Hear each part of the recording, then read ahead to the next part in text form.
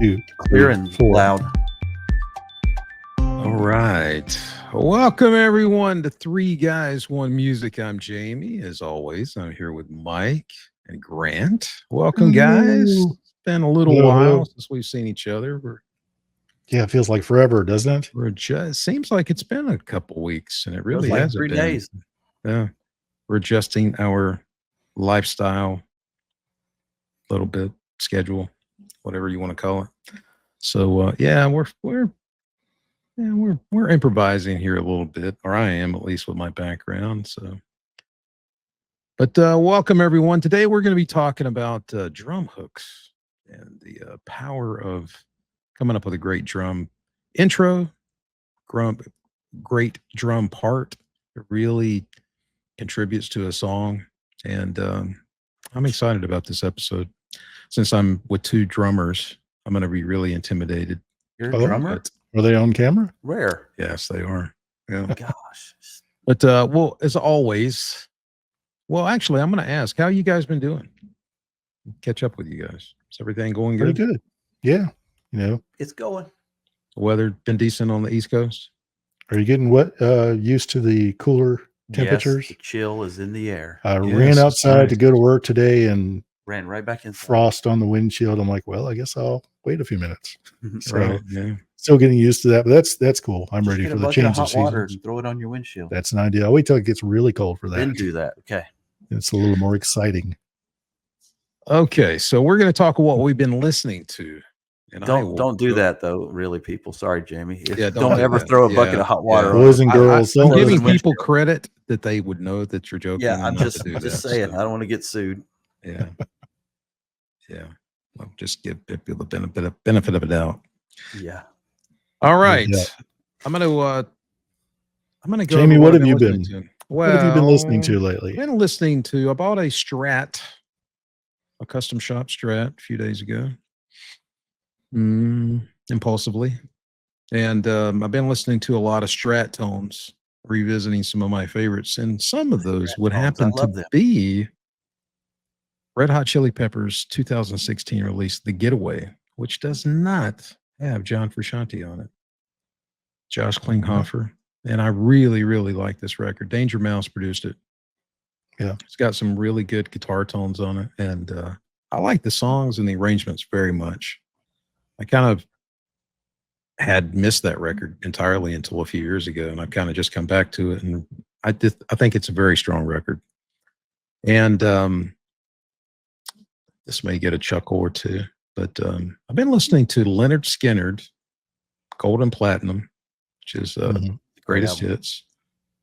You know, all their pretty much premium cuts. But Yeah. I've been listening and paying attention to Ed King's Strat contributions, which Sweet Home Alabama would be an obvious one. And this is but there's so many other great examples of him using a Strat, which he primarily used during his time with Leonard Skinner. And really been enjoying and just paying attention to those tones. And I've been listening to Coldplay's 2002 release, Rush of Blood to the Head.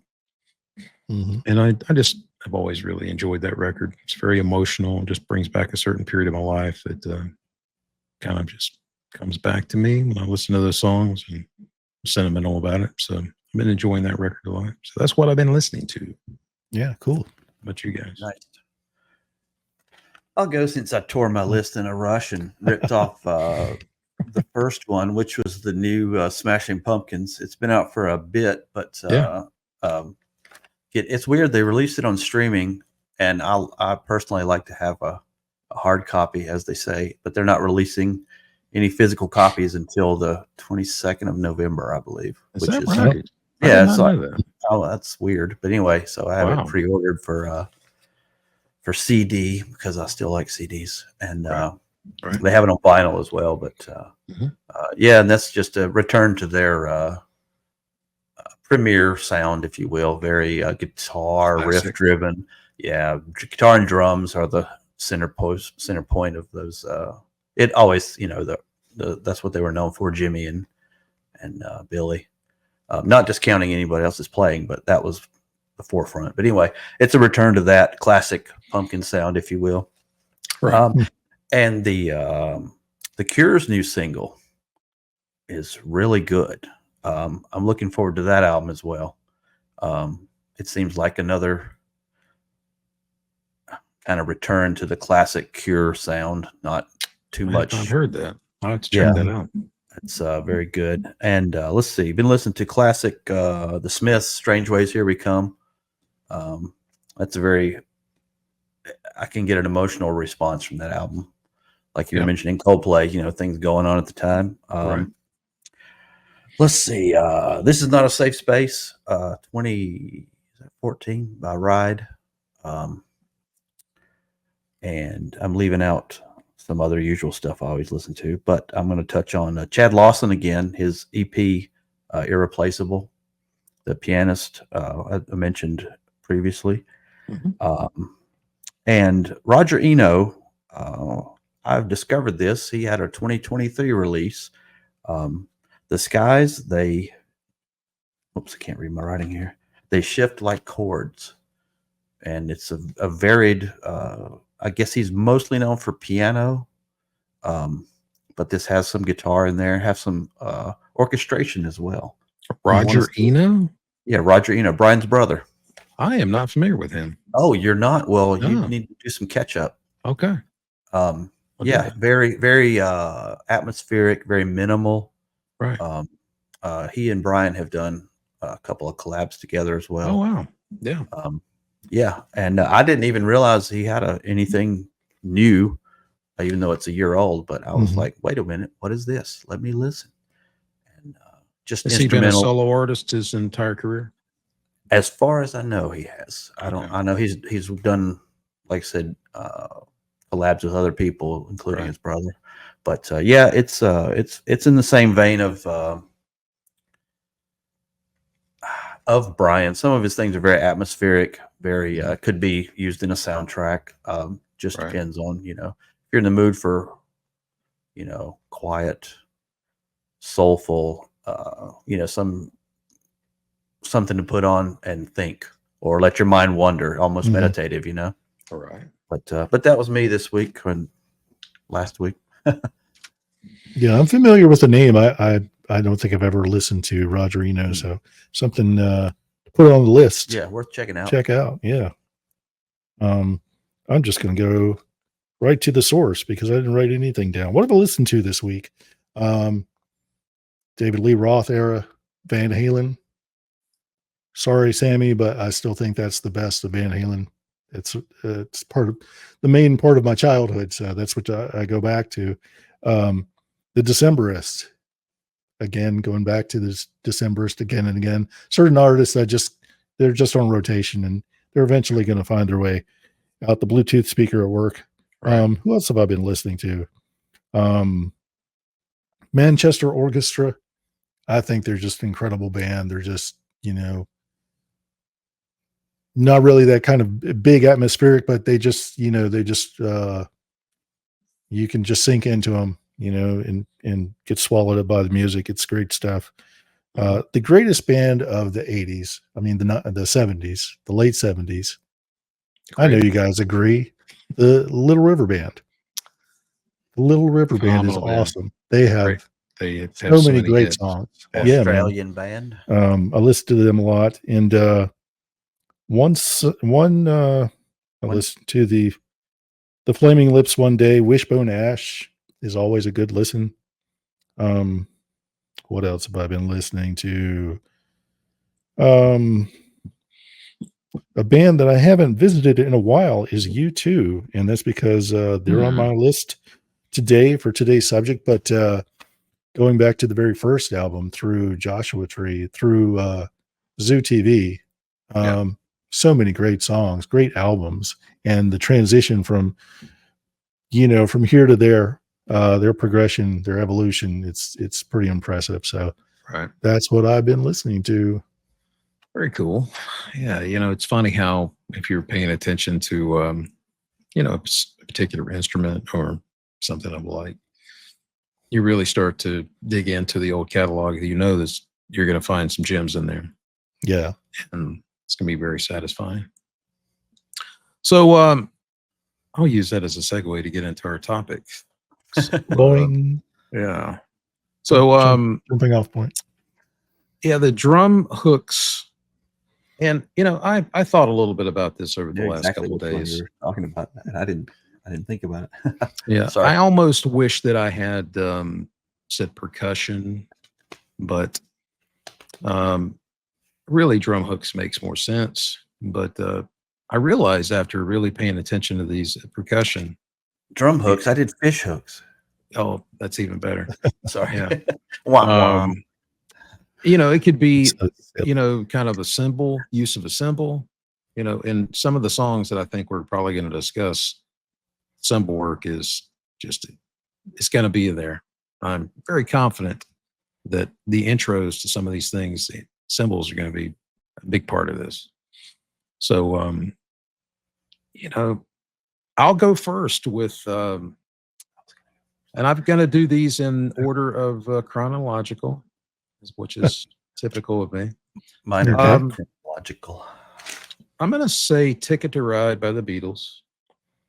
Ringo Starr's okay. drum parts. Now, of course, he could have come up with a lot of parts to those chords, but it just is so musical what he did with that arrangement, and speaks to the brilliance of what he brought to the Beatles, which was a very song-oriented drummer, being sympathetic to what the music was, Yeah. and not being a showboat.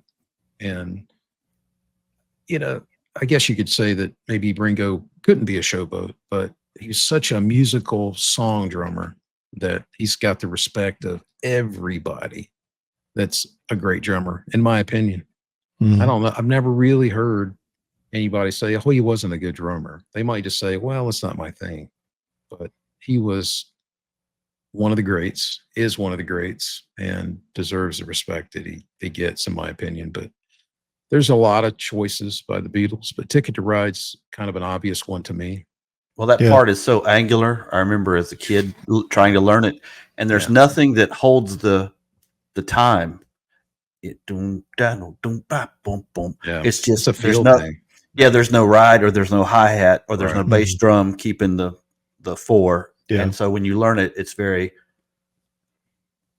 like, I just say angular because I'm just thinking about jumping out, and it's not a smooth, it's a beat, but it's not a smooth type regular beat to a song. So I think of I'm sorry. No, you go ahead. I was going to say, I think as a drummer, you're always looking to find that groove that pushes the song, and that's a perfect example of coming up with a groove that really, it's kind of jumps around. It's not a solid four, and it forces the beat ahead, and it makes you want to move, and that's what drummers. And it plays as a drummer. That's what you want people to do. Plays so well off the guitar. Yeah. Oh yeah. Yeah. You got to play well with others when you make a rhythm like that. And I've heard him say, and maybe all the guys, that back in those days, PAs were pitiful, and they just really couldn't hear each other, especially with all the screaming fans. Yeah, I think I've heard him say in interviews that he was just looking at the guys' body language on where they were in a song, which is just unbelievable. Or if their toes were tapping, or if their shoulders were moving, or whatever. Can you imagine? I don't even know if they ever played that song live. It came out in 65. They stopped playing in August of 66 at Candlestick. Yeah. I don't know. Can you imagine trying to play that song? That song, you really need to hear the guitars, I would think. Yeah, you have to hear the guitar. Very difficult. So just massive respect. No insult to bassists. I love playing bass as well, and I love bassists. Yeah. But when I play live, because the bass 9 times out of 10, it's repetitive. Yeah. It's the same part in the verse and then the same part in the chorus. Yeah. And there might be little flourishes here or there. But if I can't hear the guitar, it's easy to get lost. Right. And I remember being in a couple situations where I was like, I can't hear the lyrics. I can't hear the vocals. Where am I? And I really had to tune in my mind on the guitar and say, we got to change, because we were playing through a small PA, and I didn't have any in-ears or anything like that. And I was just going off of what I could hear. And again, what really helped me played live is wearing earplugs, because that cut out all the high end noise, and I could actually hear the higher frequencies better. And they, especially with cymbals, it wasn't cutting out everything. But yeah, it would be a nightmare not to be able to hear the guitar and try to play that song. Well, when I was in marching band, I learned that as a drummer, I'm not following them; they're following me. So as long as I'm 4 on the floor where I'm supposed to be, they need to fall in behind me. That's a very good point. If you keep playing the chorus when they go back to the verse, though, you're in trouble. Yeah, well, that's true. You got to know where you're supposed to be. Yeah, if the drummer gets lost, everybody gets lost. Right. Yeah. That's an excellent point, Mike. You know, Yeah. you're supposed to be the backbone of the band, so they should be following you. And when you have guitarists or lead singers that play to their own tempo and then blame you for dragging or speeding up, and I'm like, hey man, it's you, it's not me. Yeah, personal trauma over the story. I think not trauma, just like, okay. I am in the Stuart Copeland camp when he's blaming his lead singer for rushing. I've been in that situation. Well, speaking of which, and as far as timekeepers go, Stuart Copeland, I think, relied on someone else in the Police to keep time. Andy Summers, I would say, is a timekeeper in the Police. And the song everyone thinks of as far as a great drum flourish is man, I get something else jumped in my head and I can't think of it. Every little thing. Every little thing she does is magic. You know, right at the end of the near the end of the song where the chorus is, where he does those drum hits. I remember Stuart Copeland saying that he never plays the same thing twice. But that one he does have to. But that one he has to, because so many fans demand it. And that's you know, it's very simple, but it's so effective. It's that perfect, you know, just insert right here. And this is absolutely just what's necessary. It's a drum.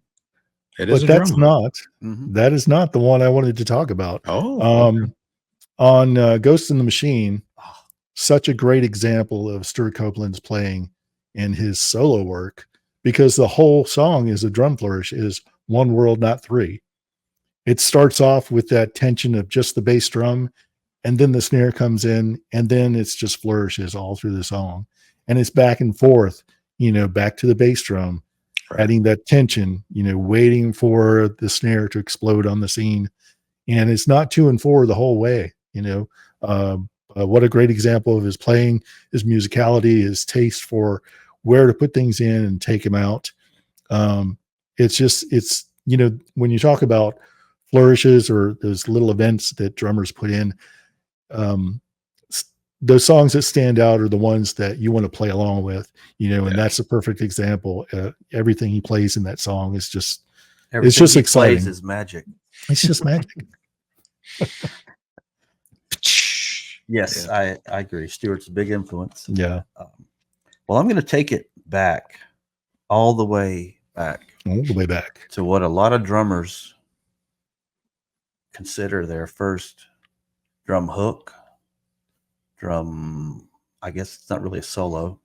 1963, they're Surfaris, not Safaris, Surfaris with Wipeout, because that is a lot of. I remember being in 7th grade and people were trying to play it on the desk and see who could play it the smoothest on the desk with their hands or their fingers. Mm-hmm. And I think that's the one of the first things for a certain generation that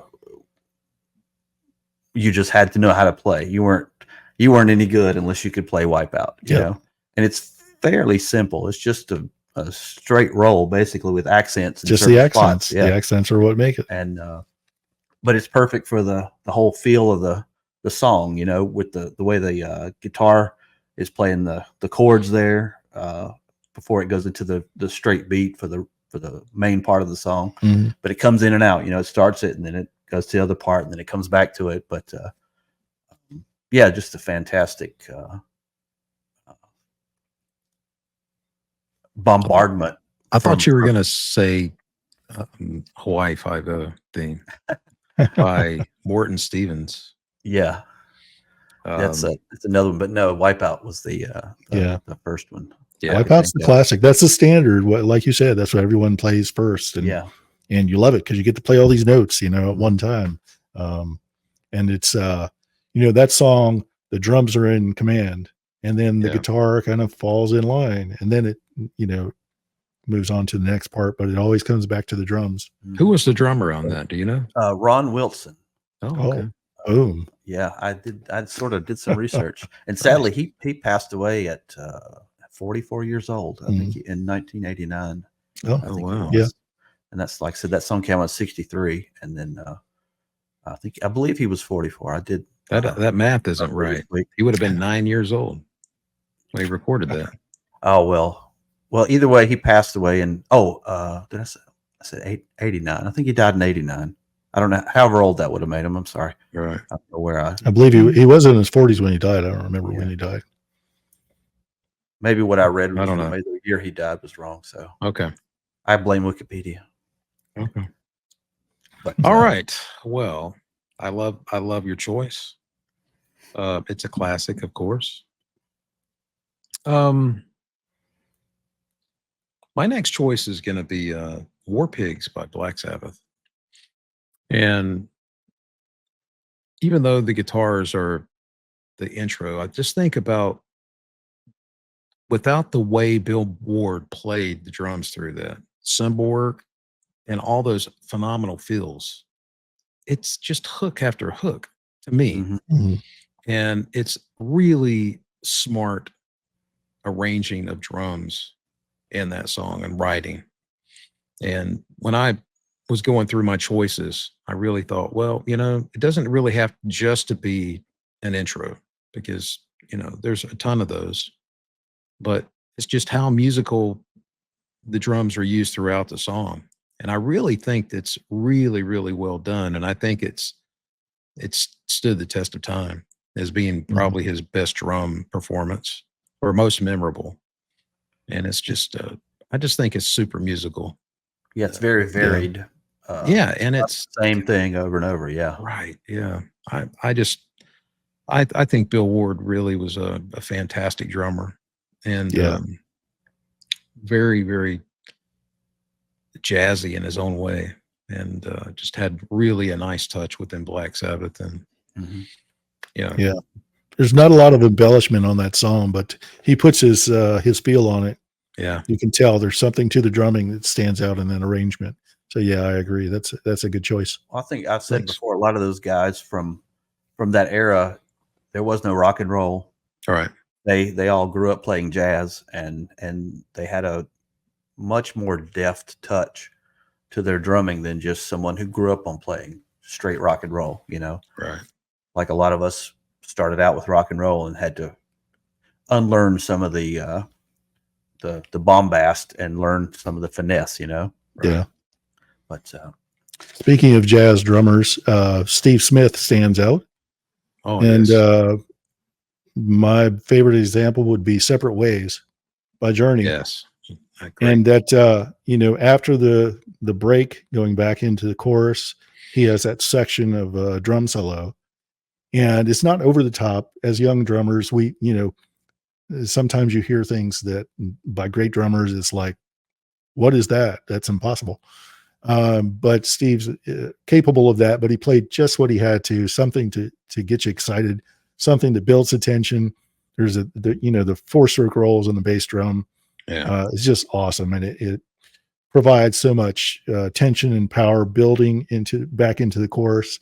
And I really love that section. I think that's a standout example of Steve's great rock drumming. that's funny because today that was on the radio. Oh yeah. And there's two parts to that. I don't know if you want to call it a bridge or a middle eight, whatever, where the keyboard part plays and there's no drums, but you can play the whole solo to it. So I end up steering wheel drumming the solo exactly before he drums his own solo. So it's funny. And, I've never thought of that, but that's it true. Perfectly fits. There's you can play just enough bars to play it before he plays it. Yep. And I used to play that when I was a young drummer, and playing it on record, I would go ahead and play the part and see if I could stay in time and then come back, and play the part again with him. Yeah, that's one thing, is trying to stay in time with the record, because Yeah. when you're just learning and you're trying to hit those notes, it's easy to speed up or slow down if it's difficult to meet. So And that's a great example because he's got slow parts and then the Mhm. fast with the quads and the rolls. Yeah. It's all fast, and Isn't it funny how powerful he was? And to Oh. be a Berkeley jazz trained drummer, yeah, but really, I mean, he just got it. I mean, I know he was Yeah. with Ronnie Montrose whenever they opened up for Journey, and they saw him play, and they were like really impressed. yeah, And but just such a powerful drummer. I yeah. mean, And for the most part, drums are pretty much the same. But sonor drums of that era, especially, were really thick, and you really had to hit them oh hard yeah, to get yeah. the right note out of them. So yeah, he was literally powerful, being able to hit the drums like he did. Well, his predecessor, Ainsley Dunbar, was no Mhm. slouch either. I mean, Oh, no, in creativity fantastic and drummer. playing as well. But Right.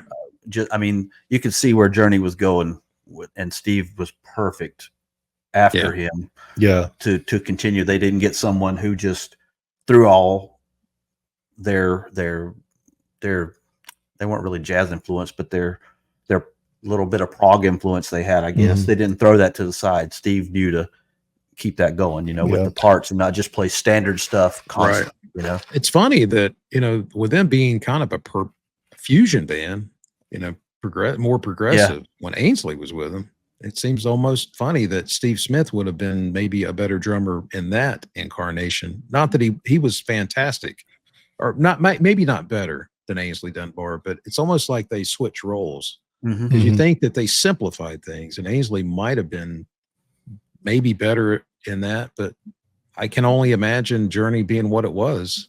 And it was Yeah. just phenomenal with Steve Smith. He did Mhm. such a fantastic job and wrote those incredible drum parts. There's so many like Don't Stop Believing. That is Yeah. just an unorthodox drum part. That's just Yeah. so musical. You don't think about how weird it is. Yeah. It just fits the song beautifully. So I mean, you don't that's think about it unless you're trying to play it, and you're like, Yeah. wait a minute, Right. What's going on here? right. Awesome choice. All right. All righty, let's see here. I'm gonna cheat for this one, so I hope no one is mad, and I hope I don't steal anyone's song. But they're kind of in cohesion here. The first one is by a little drummer we all know and love by the name of John Bonham. This is a track called "Fool in the Rain," Mhm. and it's a great shuffle, one fantastic shuffle beat. Yeah. And that's all I need to say about that. But the other track, which "Fool in the Rain" was a small inspiration to, was 1982's Jeff Rosanna. Porcaro, Rosanna. You got it. Yeah. That was the minute you hear that, Yeah. you immediately know. I mean, the minute you hear "Fool in the Rain" come in, you know what it is. But I think Rosanna starts off with just the drums. I think where "Fool in the Rain" comes in, I think there's the guitar comes in with it or something. I can't remember. But Rosanna comes in with just the drums. And the minute you hear that, you know exactly what it is. Mhm.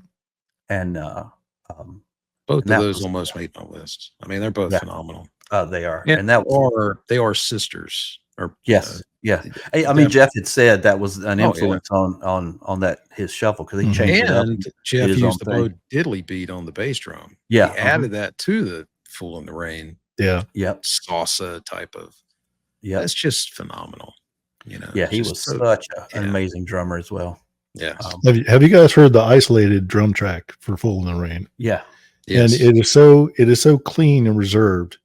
And then the bass drum, he accents the second beat, so it's like ba boom boom, ba pop, ba boom boom. Yeah. And that's just it's amazing to have that much control to be able to accent on the bass drum, because that's kind of not really an afterthought, but it's hard to balance that when you're doing so much. Well, that's what Up here. makes drummers have unique shuffles. You can play a standard Right, shuffle right. pattern, and it's the shuffle, and it drives the song, and it feels good. But doing the little different things like Jeff does in Rosanna, it's just that was the to what Wipeout was to a beginning drummer, Rosanna was to a drummer with several years experience. You when you don't know anything about drums and you hear Wipeout, you're like, oh my God, what is he? I don't know what to do. And then you played for 3 or 4 years, 5 years or whatever. Then you hear Rosanna and you're like, oh my, what's he doing? How's he doing that? You know, because that kind of shuffle it's more complicated than a lot of what most people think of being complicated drum parts. Mhm. Right. You know, Tom Sawyer Subtle is complicated. is easier than playing that shuffle so smooth and Mhm. so in groove and so tight. You know, it's easier to play much more varied things Yeah.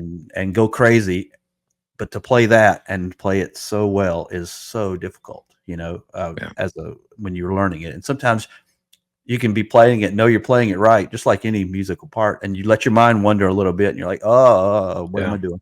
You know, it's that technical of a part. But Picaro was so good at that. I've seen him play, seen videos of him play that song live, and he's adding little inflections with the cymbal, you know, just here and there, just to spice it up. And it's like, how much further can he go? I heard It's just brilliant. a story from Dennis Chambers, where Dennis Chambers was backstage at a Toto gig, and they had a break, and they were coming back on stage, and Jeff handed him his sticks and said, play the next song, and he's like, I don't know what song it is, and he goes, you'll be fine, get up there. And he got up there, and they were like, it's Rosanna, and he was like, Dennis was like, you blankety blank. And so Dennis starts playing the song because, you know, he can handle it. And then he ends up turning it upside down, the kind of turning the beat around, but still playing the shuffle and still keeping in time and everything. And I remember Jeff was over there with his jaw on the floor going, what the crap are you doing? How are you doing that? So even like some of the greatest people can be, you know, shocked or whatever. Well, it's like you said, there's the shuffle beat, and then there's what you do with it, you Yeah. know, and it just shows the brilliance and creativity of certain drummers, that they can turn it upside down or add so much to it. Yeah, you could study shuffles for 5 years and not be bored. I mean, as a drummer, you know. But going back to Fool in the Rain, after the break, that those drum fills Bonham does back into that shuffle beat, you know, iconic. What a great, you know, just great choice of notes.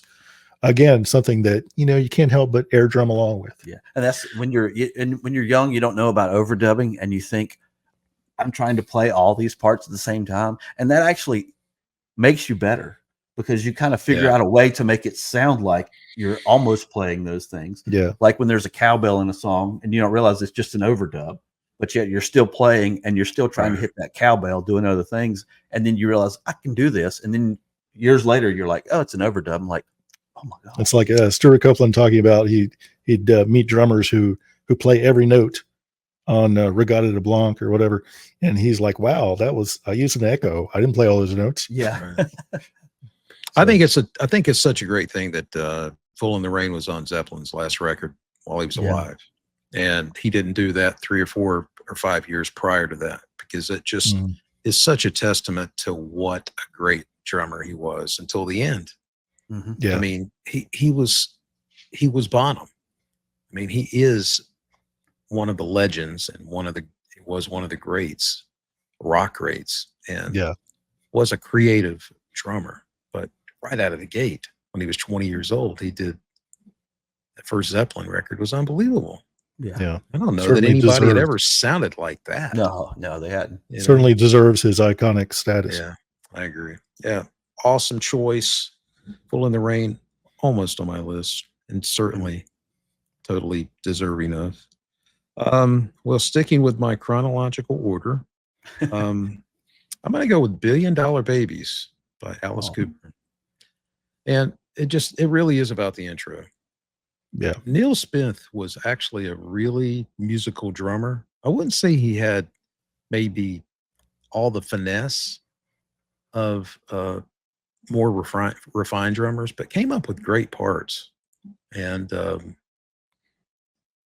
I've enjoyed so many of the Alice Cooper, you know, early 70s recordings with him playing, and just really enjoying that whole vibe.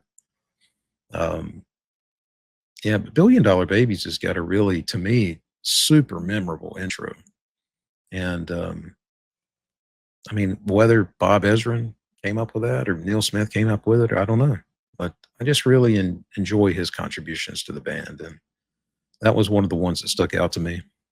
So, Yeah, Definitely. that's a good one. Yeah. yeah. I mean, it's not what you'd normally say, well, that's a great drum track, but that intro to me just is perfect. Mhm. Yeah. So Sometimes it's just about playing what's needed. that's right. All my lists are like within 2 years of each other. I didn't Yeah. really, I guess I didn't look long and hard for this stuff, but it's interesting. You mentioned Ainsley Dunbar earlier. When he was with Jefferson Starship, Yeah. he played on Modern Times, and the song Stranger was a decent hit for Yeah. them, radio hit. It was on Yeah. MTV all the time.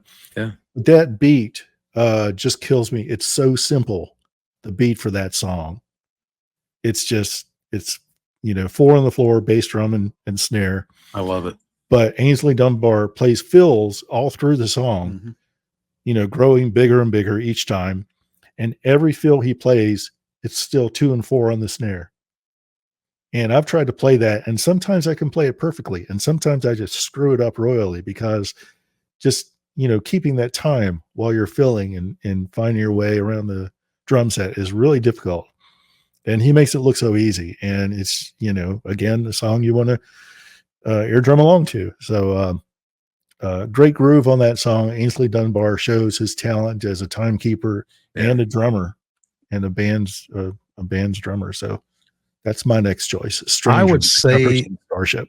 I love that choice, and I really love that song. That's one of my favorites. And I would say that, on a side note, that's Craig Chiquiso's best guitar sound that he ever had. Yeah. In the band. I just, that record is that's a standout track. Find Your Way Back was also on that record. Yeah. That was the best lead sound he ever had, in my opinion. But the previous record, Freedom at Point Zero, had Jane on it.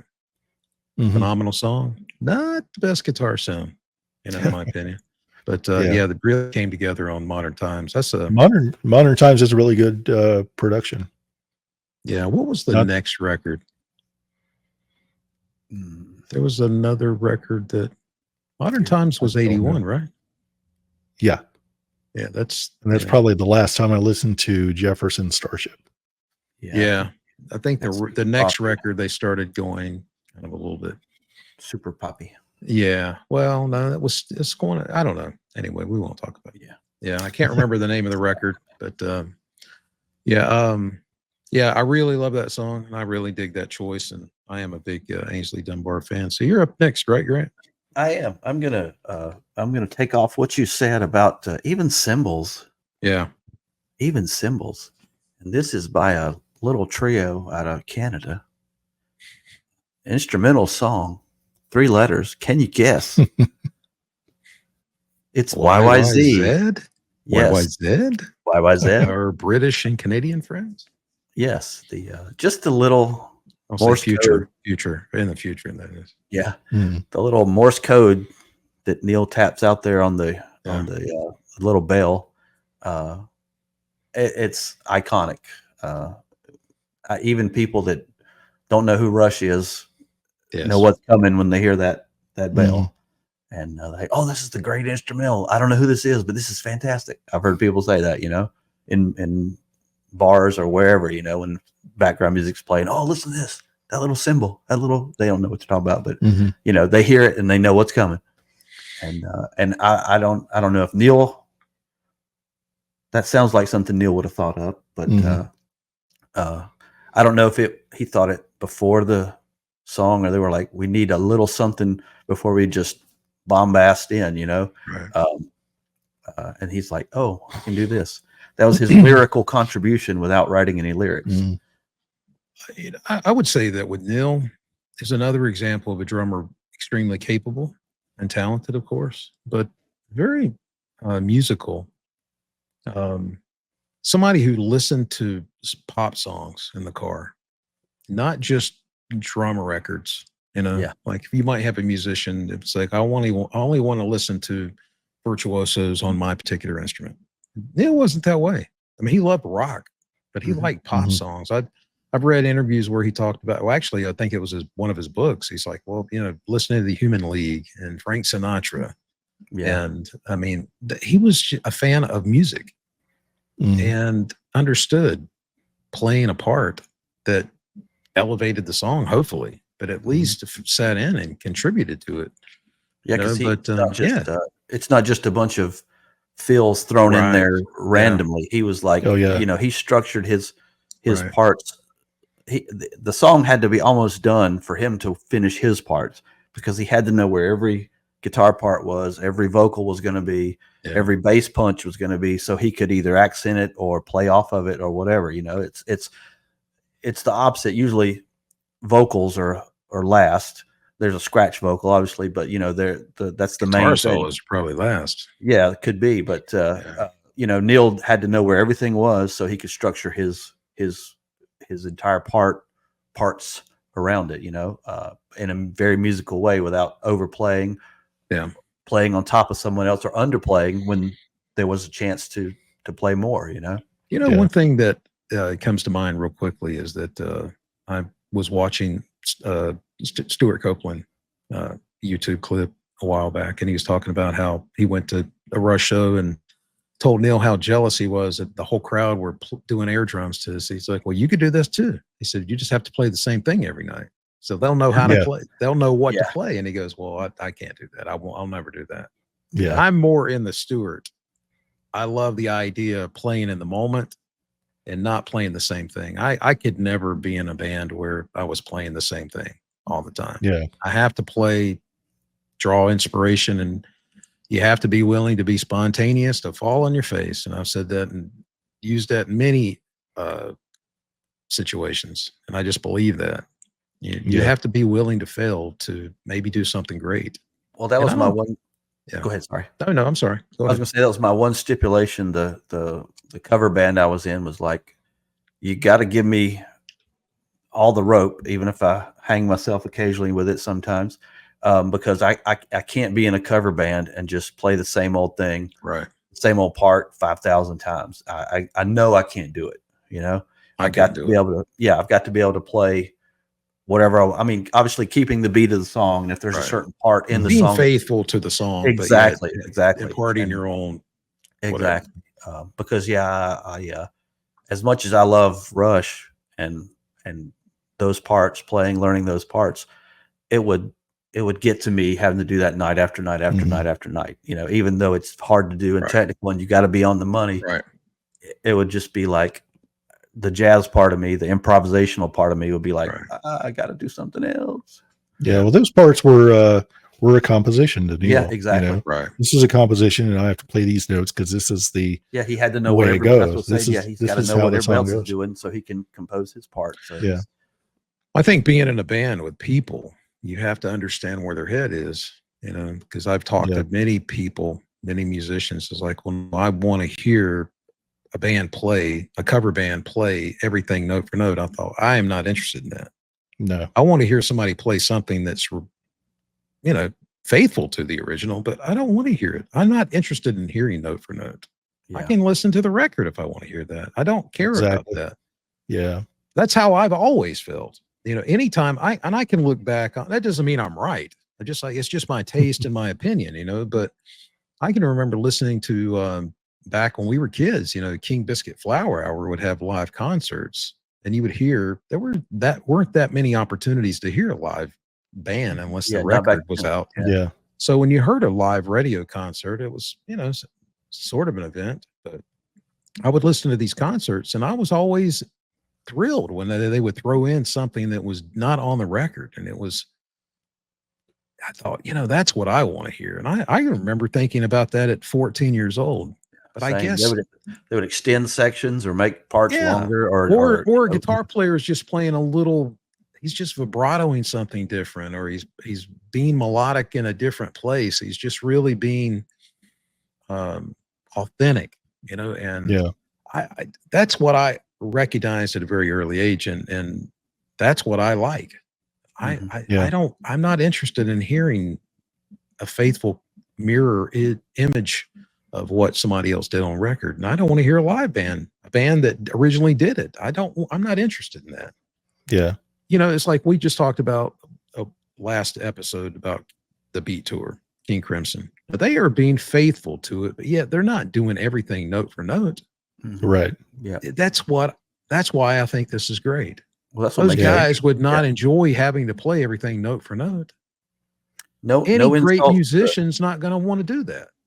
Yeah. Mhm. No insult to the Eagles, but I would never see them live because that they play the album exactly how it is. And Yeah. that's what their mission is, to make it sound exactly like the album. I'm like, I don't need to see, why am I going to pay that much money to sit there and watch you play exactly what I can just listen to for free? Right. Even if it's a little flourish, a little embellishment, it's that makes that live performance stand out, makes it more special to you. Oh, this happened here. Well, I was there to Right. witness it. And that's what makes it more exciting. Well, it's all, you know, yeah. I mean, we all think differently about music, but I guess to go back to what I originally said, you know, like you have to know who you're in a band with.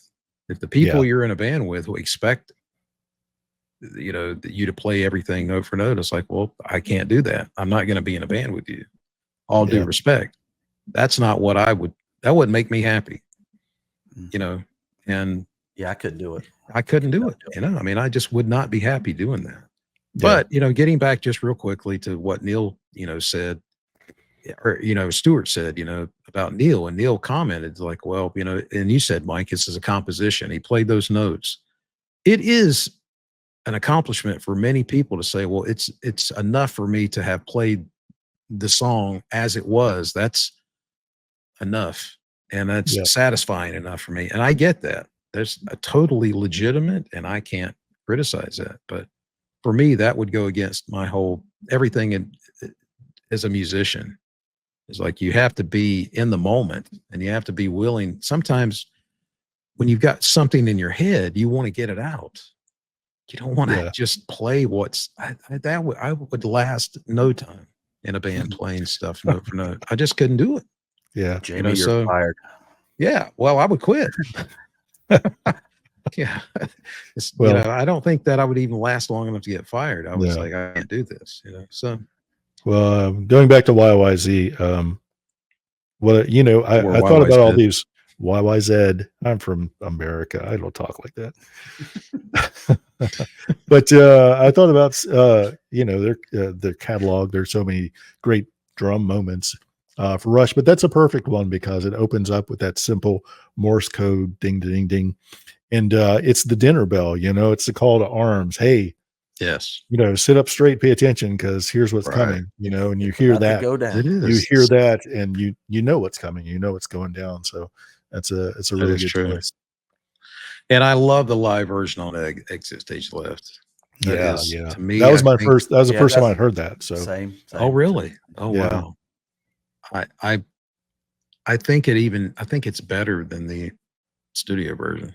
Yeah. I mean, the drum solo is just my favorite solo that I ever heard from him. I think it's just a supremely well done solo. Yeah.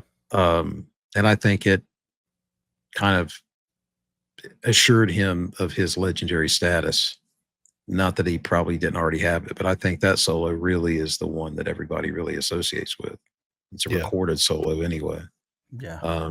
I don't think the solos that he did when they got back together in 2000, I don't think any of those concerts and DVDs, they're great. But he was a different drummer by then, I think.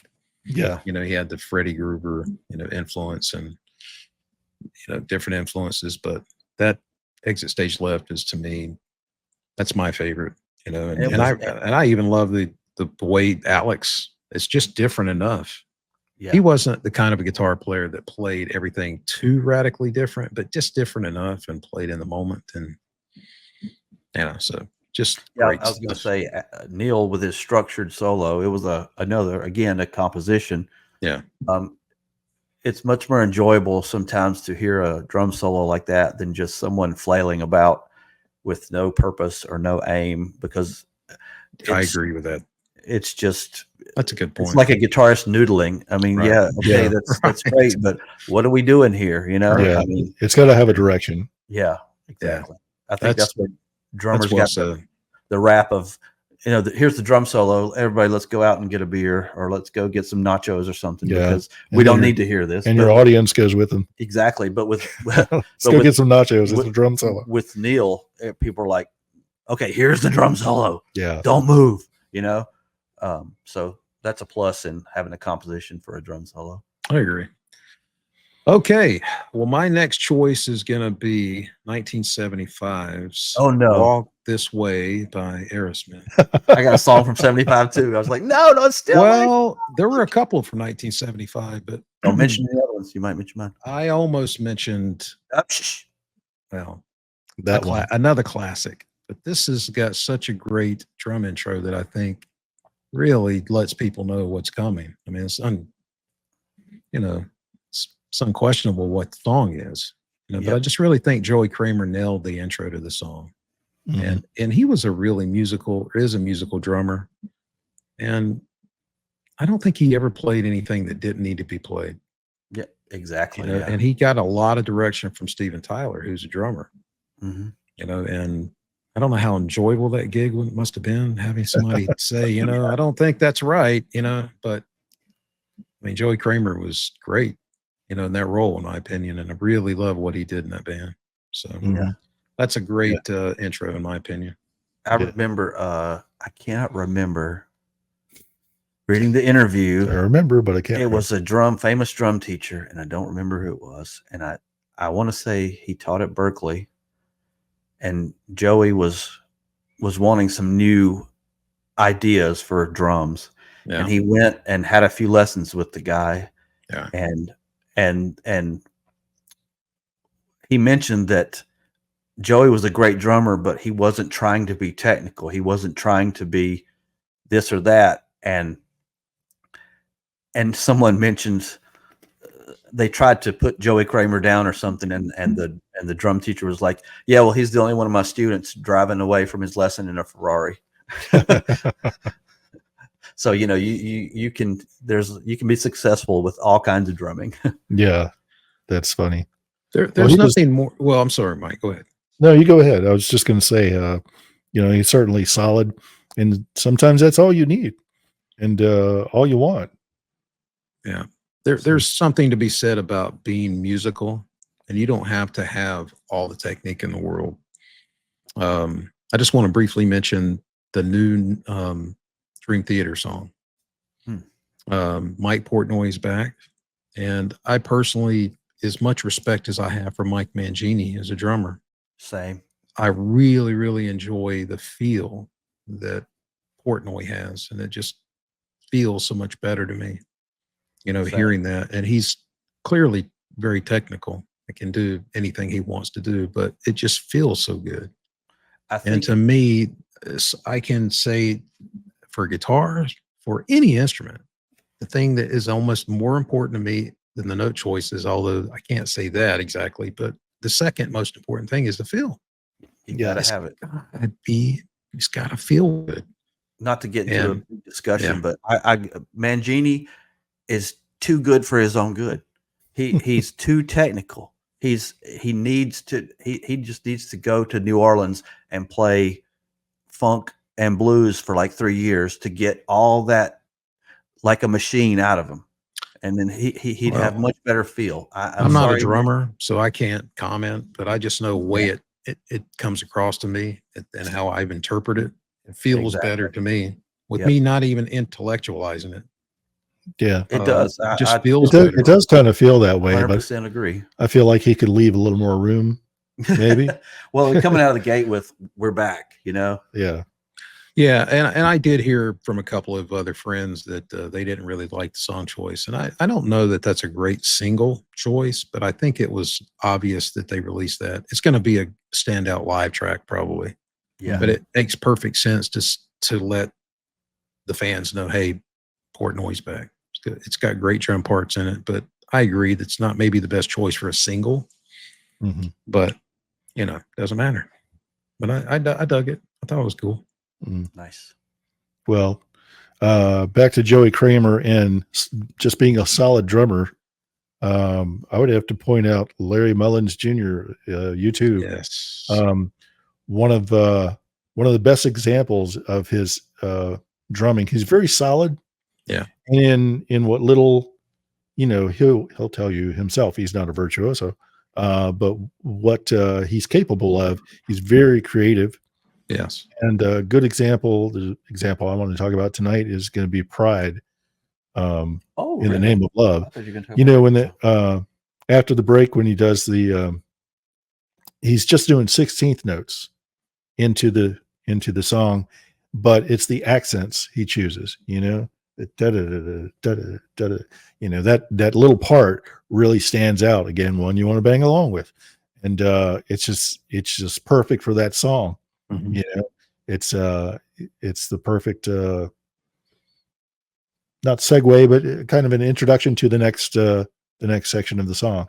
And I think that really stands out. And I can name a dozen U2 songs where he does just the right thing that makes you stand up and notice and feel the drums. They bring him to the front before he starts doing what he does, and that's what keeping time, keeping the meter, I thought keeping you the were going to groove. say Sunday Bloody Sunday. That's where I thought you were. That's going with this. that's a perfect one too. But I think that Phil in Pride is a little more subtle.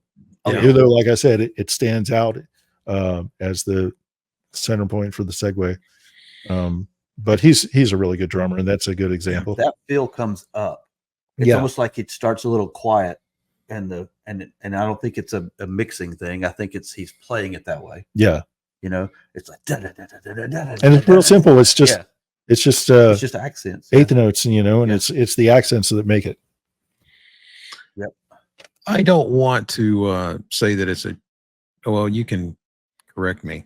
I was going to just mention Even Better Than the Real Thing. Not as a choice, but just how pushes the song along. Yeah. I wouldn't say that it's necessarily a great drum hook or whatever, but it's just such an example, talking about Larry Mullins, how it just pushes that song. Yeah. And it's just he's perfect. he doesn't play to impress, but he's got the groove, and that's more important than anything. Yeah, I'm a fan. Yeah, I really like him a lot. I can remember watching Under a Blood Red Sky in December of '83 after coming home from work and not being a fan of the band particularly. I'd seen some videos, but I was indifferent. And watching that show from Red Rocks and just thought, oh, I get it. This is incredible.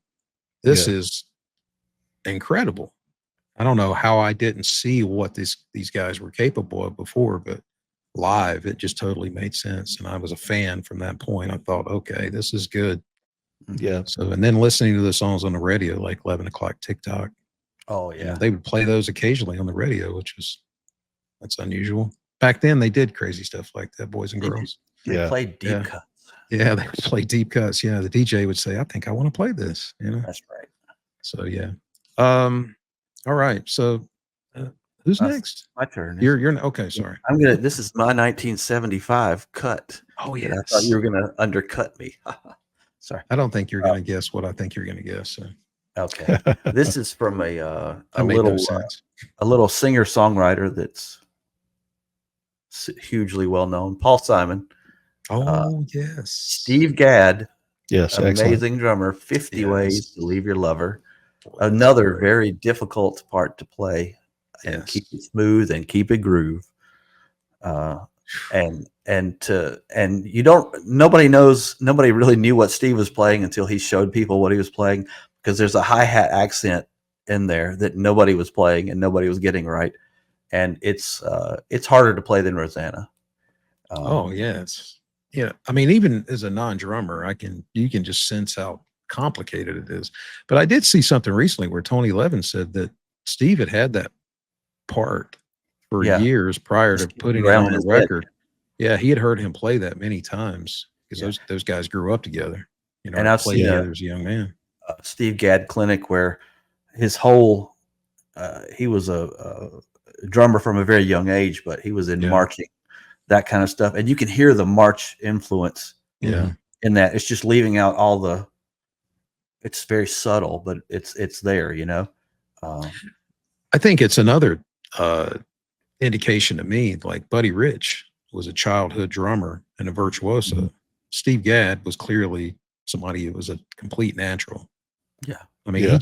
everything he's done has always been natural, and I think you can hear that in players. And I like sometimes hearing players that aren't naturals, but just really have this visceral fight. That's Mhm. that's really enjoyable too. But Yeah. when you hear a musician who's just totally in command, there's a thrill to that. But Mhm. Steve Gadd's one of those guys for sure. Oh yeah, yeah. Just excellent stuff. And then again, sidebar, the song everyone went gaga over Steve Gadd was Asia by Steely Dan, and I'm Yeah. like, because the solo, I'm like, what's the big deal? It's just a bunch of quads. It's nothing. And everybody was like, oh, that's such. You guys said no. 50 Ways to Leave Your Lover is incredibly better and a million times harder than that. People are Yeah, like, but no. here's the thing about Asia, though. Mhm. I think the story is that he came in drunk Yeah, and read that and played that in one take. Mm. I yeah. He think that's couldn't. part of the legend of that song. I mean, I don't know if he Yeah. was like drunk, but he was not at his best. I think He that's got the in there and was like, consensus. I can't Yeah, I've heard think of that. anything else to play. So I mean, that's phenomenal. I mean, and it's that's almost such a like what you would more likely hear in a rock song or even a metal song, Oh, something yeah. like that, Mm. instead of what Steely Dan was doing. So that I think that's another reason why it stands out so much. It's like you hear Mhm. what he's doing in this song, and I Right. get it, yeah, Yeah. but that's not the Steve Gadd part that does it for me. But I can tell you that playing drunk takes a lot of focus. Yes. It's not easy. I could think of probably a few songs by Steely Dan. The drums just stand out for me, but as far as a part like Asia, but I think Bernard Purdie as being my Mhm. favorite drummer in Steely Dan. Yeah. I think he played incredible parts, but those songs are all incredible. And if you're not a Steely Dan fan, I don't like you. What are you even? Yeah. Why are There's you something here? there's something wrong with you. No. Especially if you're a No, musician. we love everybody, but you must love Steely Dan. Yeah. I love that discussion about Steve Gadd. I am a fan. This is so difficult. This is my fifth and final choice. There's so many different ways I could go, but 50 different ways. I was going to say that. Not quick enough. wow, which one do I choose?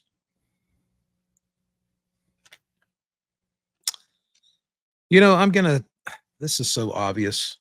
I'm gonna go with something that I originally wasn't gonna go with, but I'm gonna go with We Will Rock You by Queen. And they're not even drums. They're Mhm. hand claps and foot stomps, but it's so iconic and such an important drum part, if you want to call it percussion part. Yeah. And I struggled with this. I thought, well, this isn't technically drums, Well, but the it's first just, drums were hands and yeah, feet. I mean, it's the part more than it is the performance. It's Yeah. just Yeah. so important to that song, and it's a hook. And Mhm. that's the whole idea behind this topic, So Yeah, when they play that live, when yes, Roger Taylor, right. everybody knows, you know it. Right. That's it. I mean, there are plenty of other songs that I could have mentioned, and Why did I play that? Right. I would have loved to have mentioned some of them, but that's just so iconic, like you said. And the song would not be nearly the same without something that simple. Oh yeah, if it just You had know, a and that's a the drum beat. rally. It's all Yeah. about let's rally the crowd. Yeah. We need something simple. We don't need anything complicated. This is just about getting your attention. That's brilliant. Mhm. So that's my fifth and final choice. And I So stand simple. behind it. Very Bravo. simple. Bravo. All right. No segue or lead up to this. Spellbound by Susie and the Banshees. Budgie was such an original drummer, so creative in everything he did. Of course, he helped write a lot of Susie and the Banshees songs. But Spellbound is a different kind of pop song. And in the break, there's that section where he just rolls down the drums straight down over and over, just eighth notes all the way down. Nothing complicated or special about it, but it's just perfect in that section. And it stands out so well. There's the galloping drum beat on the tom tom, and then it goes to that and straight down the drums over and over, and it stands out. It's really dramatic, and I love it. And that's all I got to say. Budgie is a great drummer, and that's a great example of Fits. his taste. Yep. And his creativity. All right, my final pick is again going like Queen.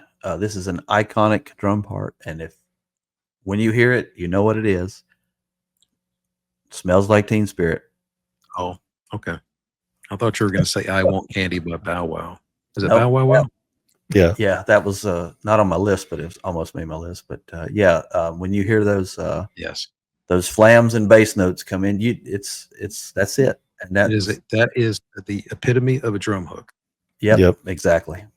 Yeah, I think that's probably that almost made me a list, and it was actually one of the songs that I thought of whenever I proposed this topic, because that is a perfect example of what this was all about.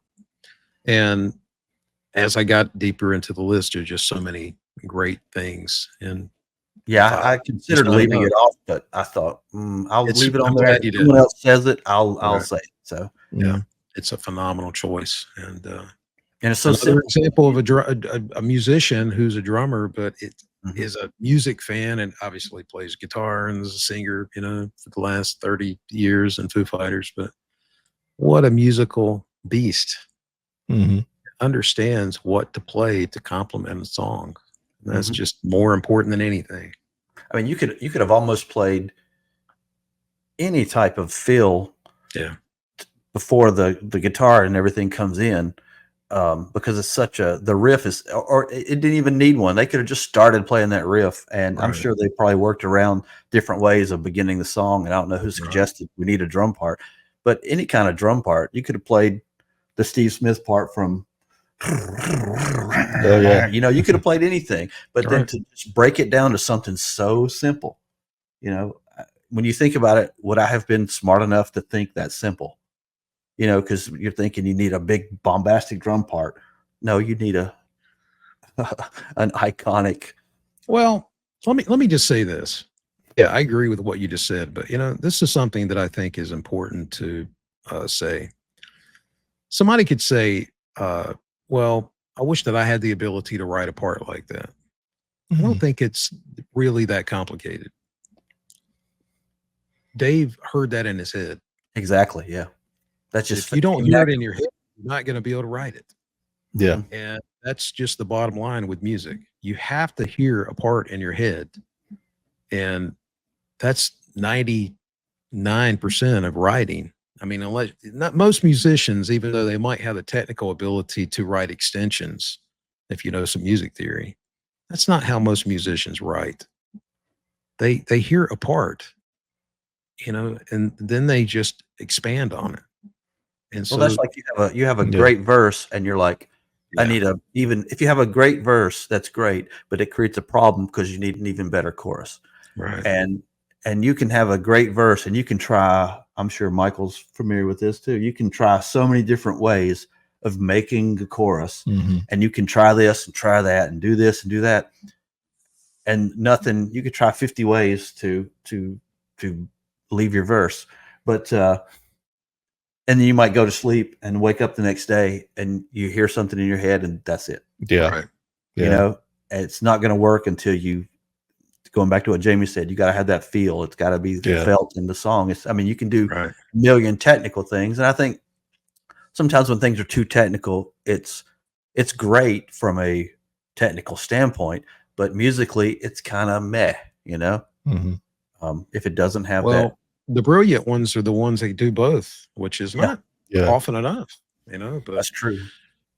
Being a musician is tough. You can play an instrument, but to be able to write a part that's musical. And the other thing I just want to comment, that's just my opinion. Take it for whatever it's worth. Trying to compare yourself to other musicians is just foolish. We all are just different, and we're all have different strengths and weaknesses. And trying to say, well, I want to be able to do what that guy does. That's understandable.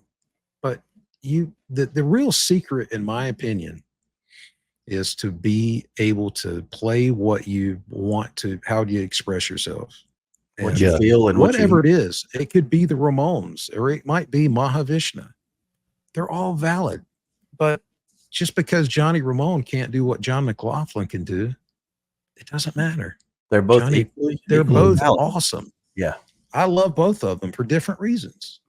That's just why I can listen to, and we all three can say this. We can enjoy music, all different genres, and get something different out of it.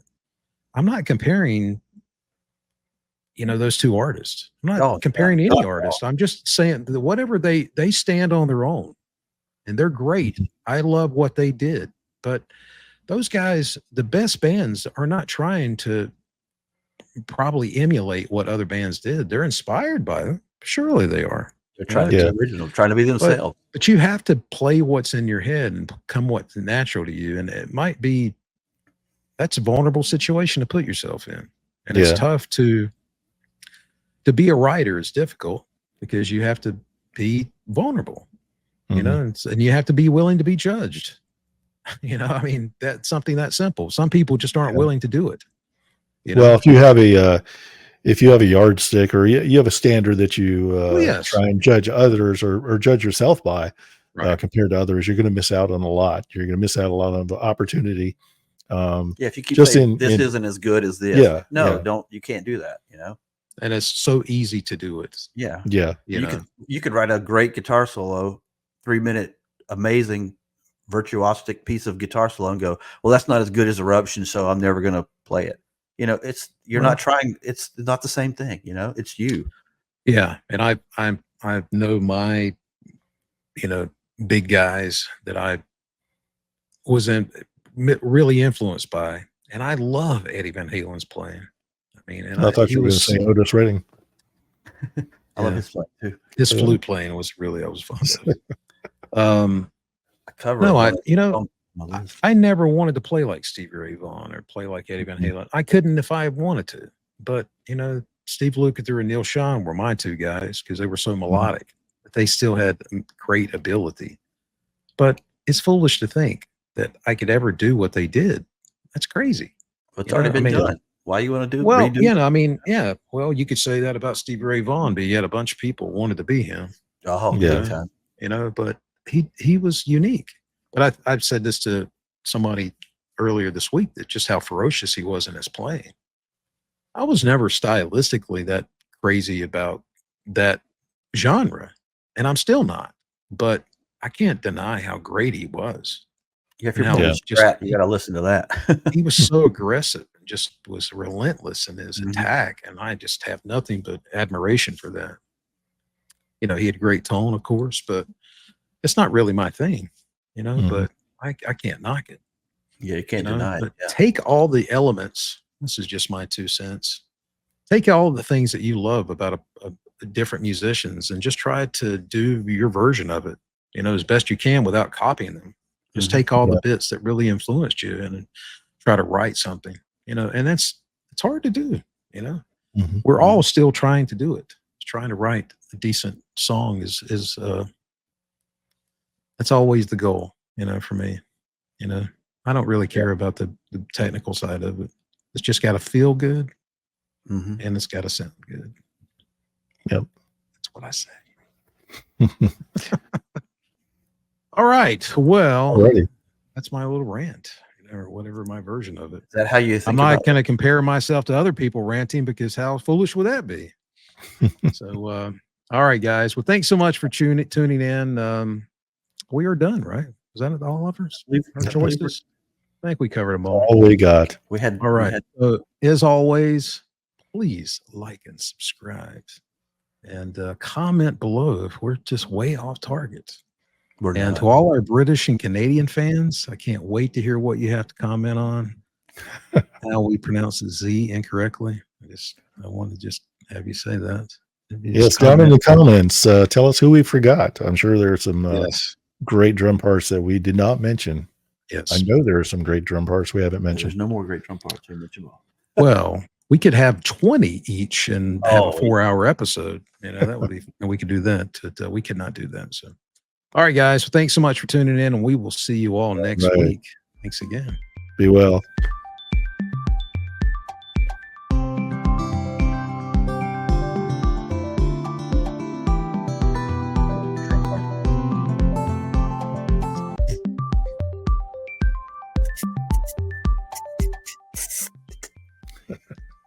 Okay.